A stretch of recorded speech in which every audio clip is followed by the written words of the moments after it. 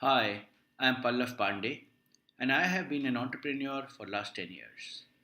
In this time, I have built and exited from two companies. My first company was Nolarity, which was funded by Sequoia and Mayfield Ventures. The company is currently valued at about $100 million. After exiting that, I started Fast Fox, which was funded by Lightspeed and Bloom Ventures. The company recently got acquired by Housing.com. What we also do is use our learning around building startups and the broader ecosystem to invest in early stage companies. Our belief is that the internet and technology is creating fundamental disruption in the country. What we expect to see is entirely large and new companies getting created out of India, and these companies today are just very small startups. So we use our understanding to identify such companies and invest in them early. Our track record has been very good. For example, we invested in Docquity, which returned a 10x return over 2.5 year period for our investors. Class Plus, we invested 2 years back and it has returned about 5 times to our investors. Today we are going to talk about Uolo, which is a company in the education tech space. The way we want to talk about it is not talk only about what Uolo is doing, but also talk about how we see the entire ecosystem in the edtech market. See, the education as a market is very large in India. And I would say that it's not only large in India, but also the same sentiment, same thesis applies outside India to Southeast Asia as well. But let's come back to India for a minute. In India, people really value education. It is not uncommon for parents to take a loan, sometimes sell their land or property to ensure that their child gets educated. That is how much value we associate with educating our children. And it is surprising that there are no large companies in education today, just like Flipkart is there in retail. What is the equivalent of that when it comes to educating our children? This market remains very local and broken, but that is where we think there is an opportunity. It is actually not very hard to imagine what the future of education technology would be. If we look around and see our children operating the tablets and the mobile phones, what we realize is that this would be the medium which will get involved in teaching the students or our children. The question is, how do we reach to these devices that the children are holding? And it's a very interesting problem. If we can do that, the battle is half won. But it is not only about reaching these mobile phones, it is also about continuing to remain there in the mobile phone. And I'll tell you why. This is some global data around how quickly the applications get uninstalled. So typically, if you take any average mobile application and 100 people download it, then almost one day later, only 29 people still have the app and the rest have uninstalled it. And after 90 days, only 4 people have the application and it has been uninstalled by the other 96% of the people. Even for the best apps in the world, the top 10 apps in the world, we are talking about only 50% of people or 51% of the people still using the app after 90 days and other people having uninstalled it.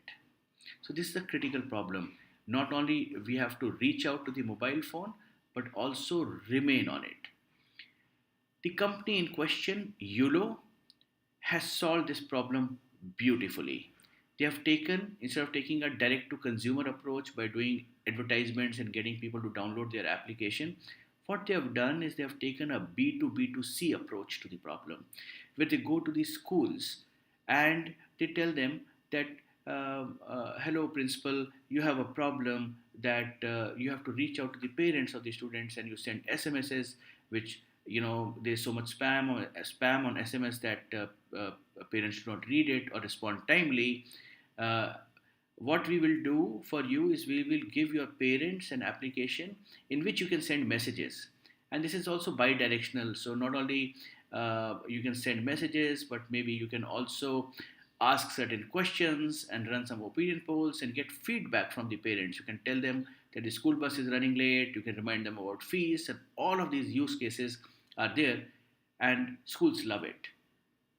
The impact of that is all the parents whose children are going into schools now have the Uolo app, and because the child is going into school, parents do not uninstall it.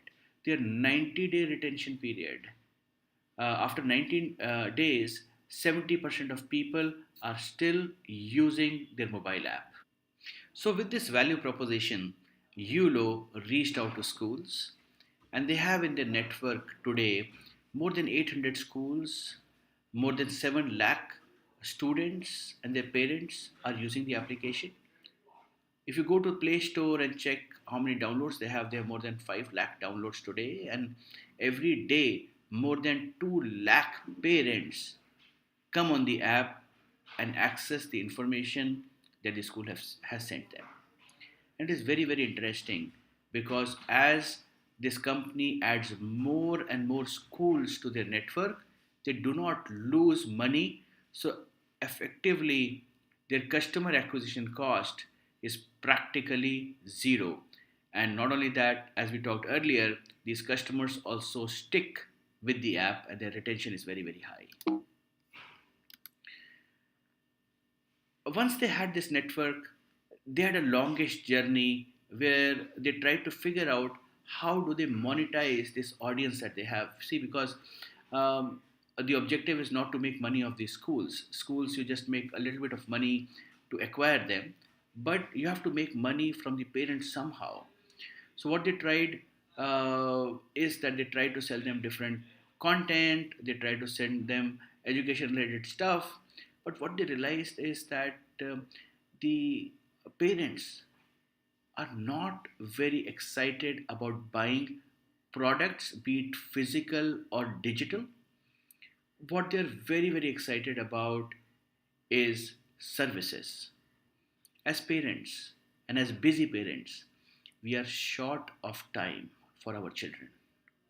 We're just too engrossed in our daily lives. And we have a guilt that we are not able to, we can buy things for our children, but we are not able to give them quality time. The big learning for YOLO is that parents are more than happy paying for services in which somebody else comes and teaches the child.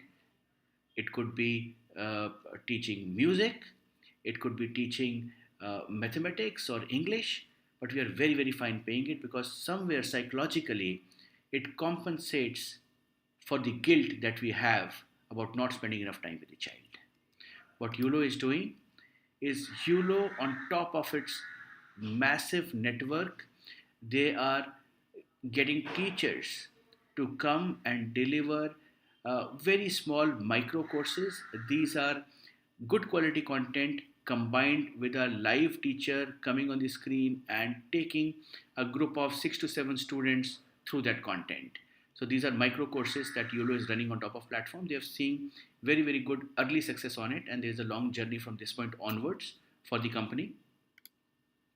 We think the founder, Ankur, is a great guy to run this business.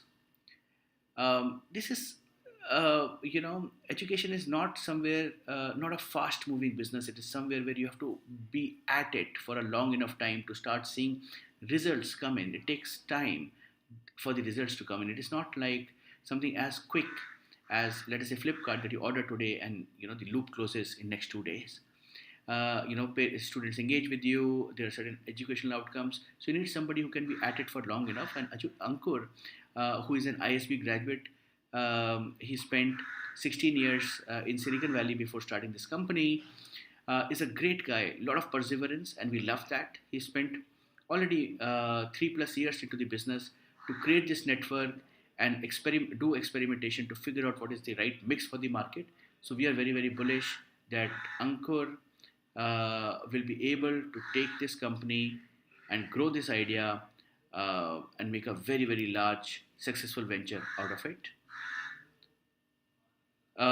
If you have any questions regarding this, here is our email address ps1.ventures@gmail.com. Please drop us a note and we'll be happy to answer your questions. Thank you.